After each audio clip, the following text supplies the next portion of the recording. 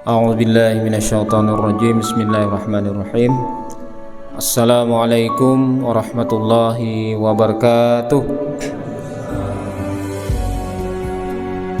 Alhamdulillahirabbil alamin, nahmaduhu wa nasta'inuhu wa nastaghfiruh wa na'udzu billahi min syururi anfusina wa min sayyiati a'malina. May yahdihillahu fala mudhillalah wa may yudlilhu fala hadiyalah. Asyhadu an la ilaha illallah wahdahu la syarikalah wa asyhadu anna Muhammadan abduhu wa rasuluh la nabiyya ba'dah. Allahumma salli wa sallim wa barik ala sayyidina wa maulana Muhammad wa ala alihi wa ashabihi ajma'in.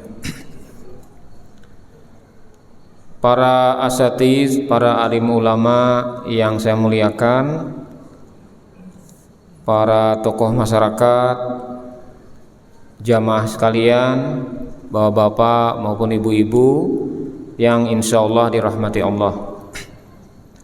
Alhamdulillah pada malam ke-17 ya, malam ke-17 ini kita masih diberikan kesehatan, diberikan umur yang panjang, diringankan kaki untuk melangkah ke masjid yang kita cintai ini untuk melaksanakan sholat isya berjamaah dan nanti dilanjutkan dengan sholat tarawih.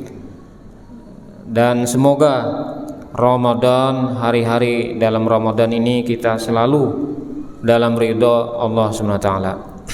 Amin. Salawat dan salam senantiasa kita sanjungkan kepada junjungan kita Nabi besar Muhammad sallallahu alaihi wasallam beserta keluarga, para sahabat, para tabi'in, para tabi'in dan kita semua yang mengikuti sunnah beliau. Hadirin jamaah yang dimuliakan Allah, Rasulullah sallallahu alaihi wasallam dalam satu hadis diriwayatkan oleh Abdullah bin Amr qala qila li Rasulillah sallallahu alaihi wasallam ayyun nasi afdal.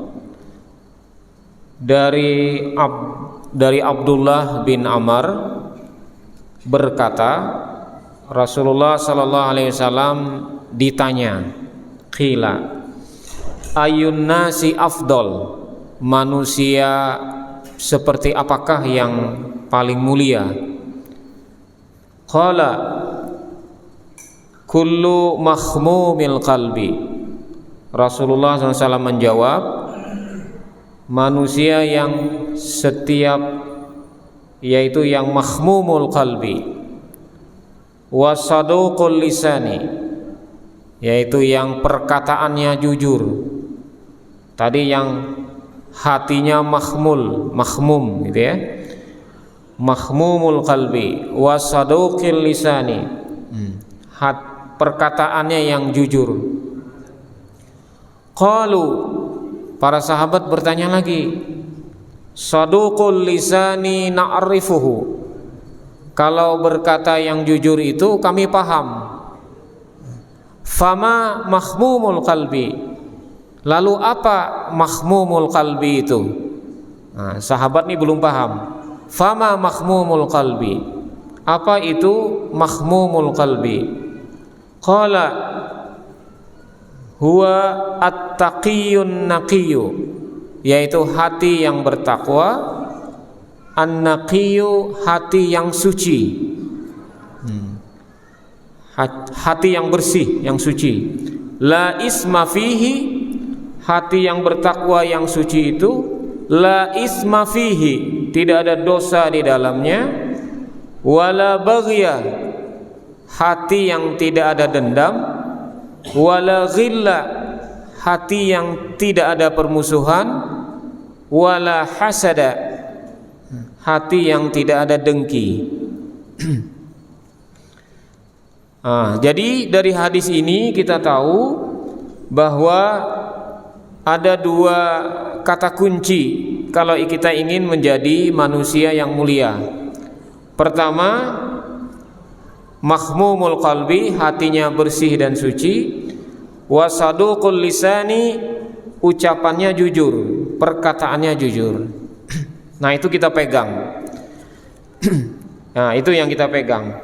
Jadi kita akan bertanya, kita tanya diri kita masing-masing, apakah hati kita saat ini sudah mahmum, ya?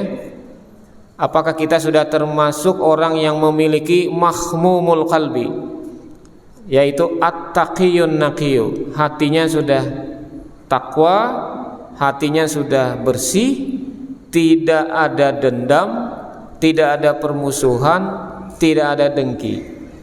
Nah, kalau itu ada, maka hati kita belum bersih, belum sehat, gitu ya.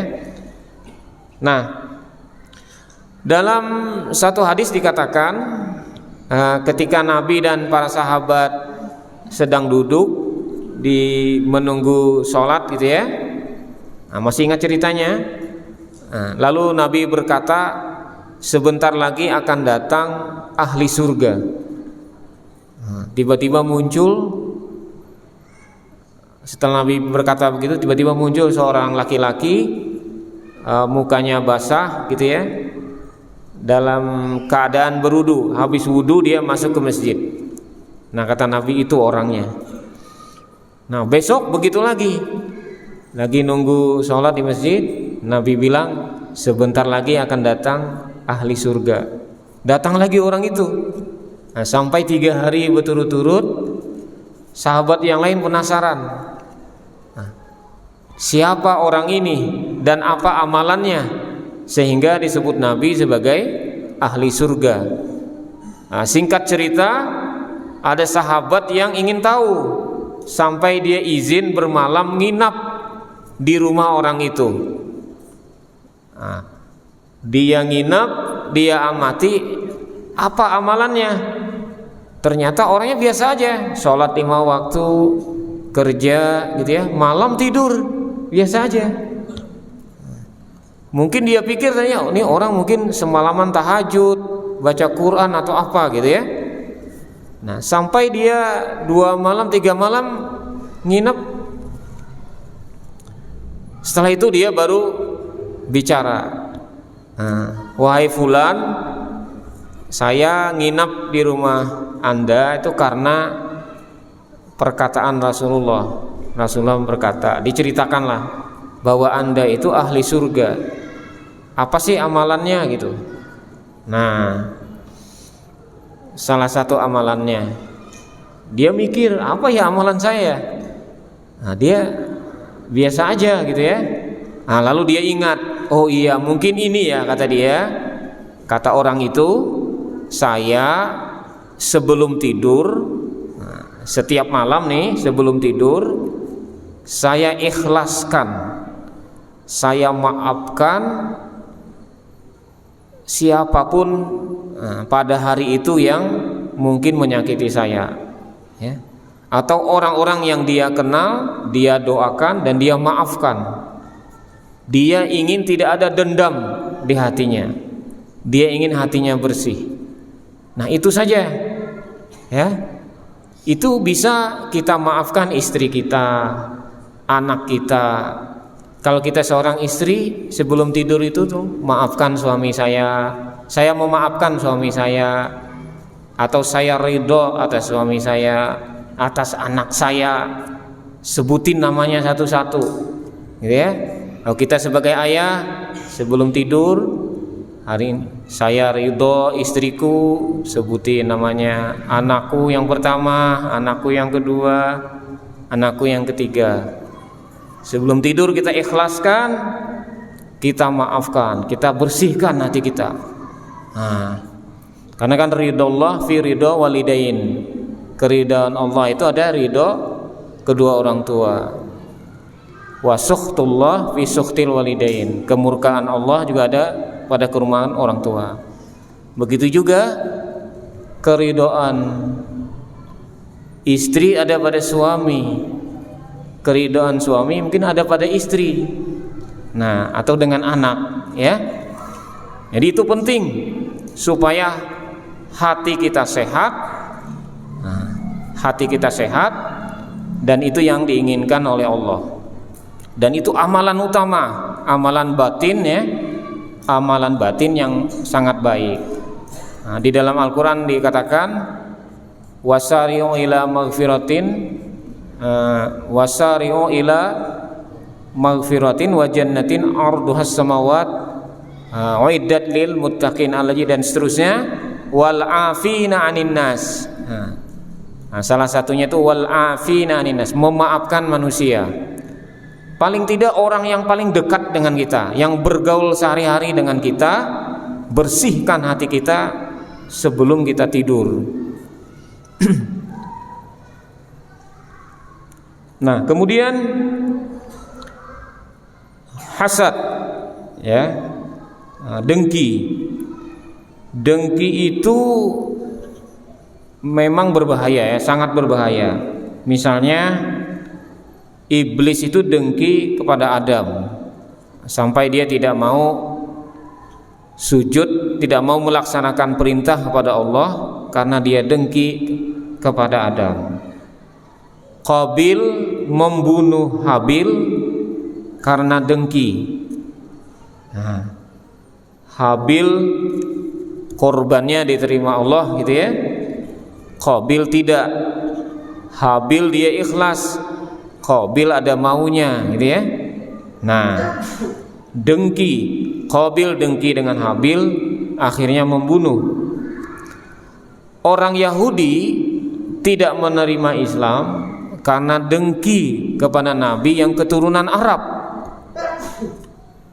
Jadi karena dengki itu kita bisa, gara-gara dengki kita bisa menolak kebenaran.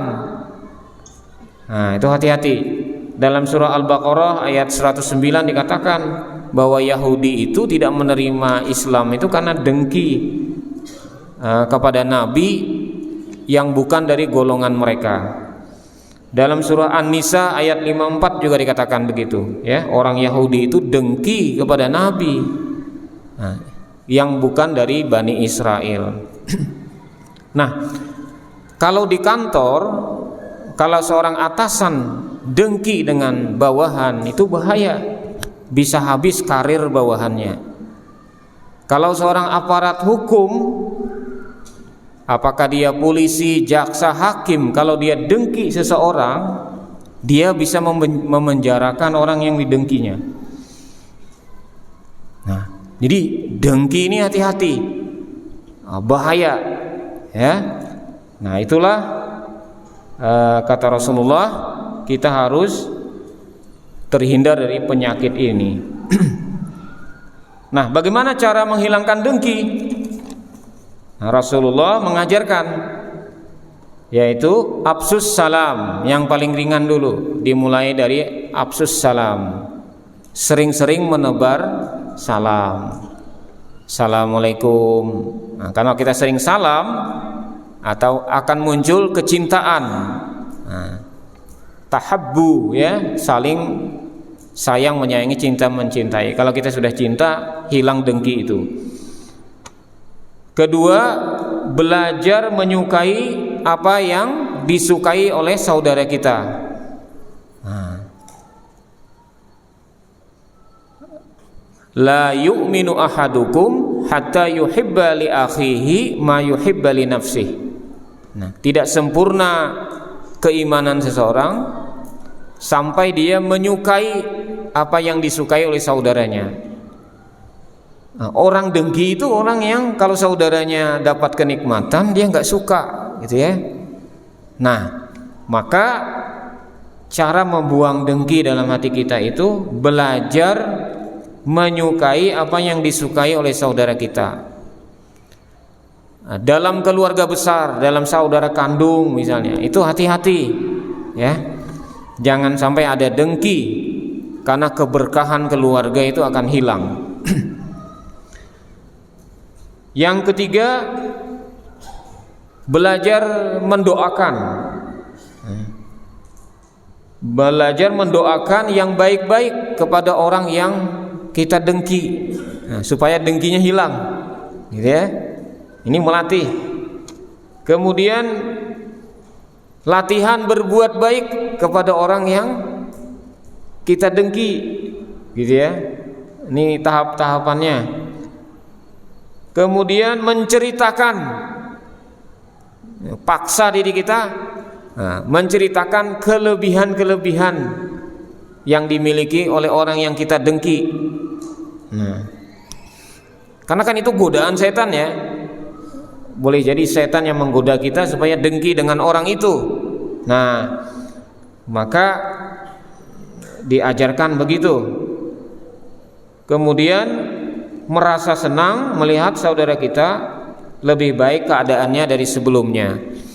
Jadi adik kita, kakak kita, pimpinan kita, rekan kerja, tetangga kita, kalau kondisinya, rezekinya, semuanya menjadi lebih baik dari sebelumnya, itu kita senang. Alhamdulillah dia meningkat karirnya, meningkat jabatannya, anaknya dan seterusnya. Nah, itu kita mesti senang. Kemudian sebagai penutup, kita ingat hadis Nabi, hati-hatilah dengan segumpal daging yang ada dalam diri kita. Karena kalau yang segumpal daging itu baik, maka baik seluruh tubuh kita. Kalau yang segumpal daging itu rusak, maka rusaklah seluruh tubuh kita. Apakah yang segumpal daging itu? Kata Rasulullah, yaitu hati. Nah, jadi hati kita harus sehat, jangan sampai rusak. Ala wa inna fil jasadi mudghah, idza salahat salahal jasadu kulluh, wa idza fasadat fasadal jasadu kulluh, ala wahiyal qalbu. Rawahul Bukhari Muslim. Ingatlah, sesungguhnya di dalam diri itu ada segumpal daging, di dalam tubuh kita ada segumpal daging. Apabila dia itu sehat, maka sehatlah seluruh tubuh kita. Apabila dia rusak, maka rusaklah seluruh tubuh kita.